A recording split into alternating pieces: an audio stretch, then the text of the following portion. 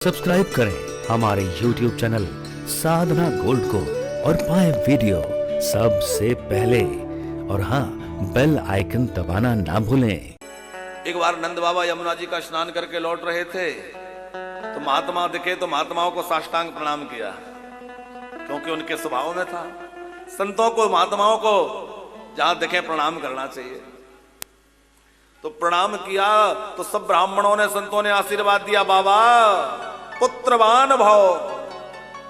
बाबा ने कहा कि ये क्या आशीर्वाद दे रहे हो भैया, अब तो बुढ़ापा आ गया है, अब तो मैंने संतान की पूरी तरह से जो है आशा छोड़ दी है।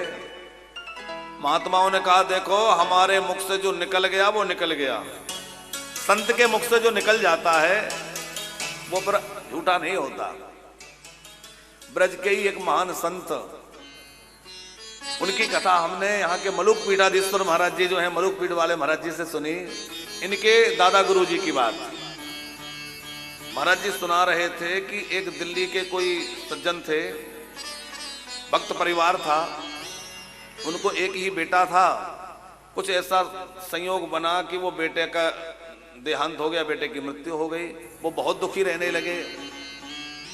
एक बार उनकी पत्नी ने उनसे आग्रह किया कि चलो बेटा नहीं रहा, ठीक है, एक बार वृंदावन घूम आए। तो वृंदावन आए तो महाराज जी के आश्रम पर गए दर्शन करने।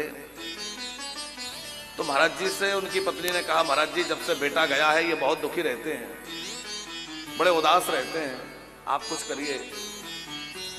तो महाराज जी पता नहीं किस भाव में थे, उन्होंने कह दिया कि अभी कोई बूढ़ा थोड़ा ही हो गया है, जाओ बेटा हो जाएगा, जा संतान हो जाएगी। उसने कहा महाराज जी क्या कह रहे हैं, मेरी पत्नी के गर्भाशय में कुछ विकृति आ गई थी, इसलिए उसका गर्भाशय निकालना पड़ा। पत्नी का गर्भाशय निकल गया और आप कह रहे हैं कि संतान हो जाएगी। तो गुरुजी ने कहा कि जो संत के मुख से निकल गया वो निकल गया। अब ये बताओ भगवान बड़े हैं कि वैज्ञानिक बड़े हैं? बोले बड़े डॉक्टर बड़े हैं कि भगवान बड़े हैं? बोले बड़े तो भगवान हैं। चले गए वो लोग। आश्चर्य हुआ, वे डॉक्टर भी परेशान हो गए कि ये कैसे हुआ, गर्भाशय निकल चुका था और जो है 1 वर्ष बाद उनके यहां एक बेटी का जन्म हो गया। कितनी अद्भुत बात है। बाद में पर उनके यहां एक बेटा भी हुआ। तो ये बात हम इसलिए कह रहे हैं कि संतों का आशीर्वाद मिल जाए तो क्या नहीं हो सकता है साहब।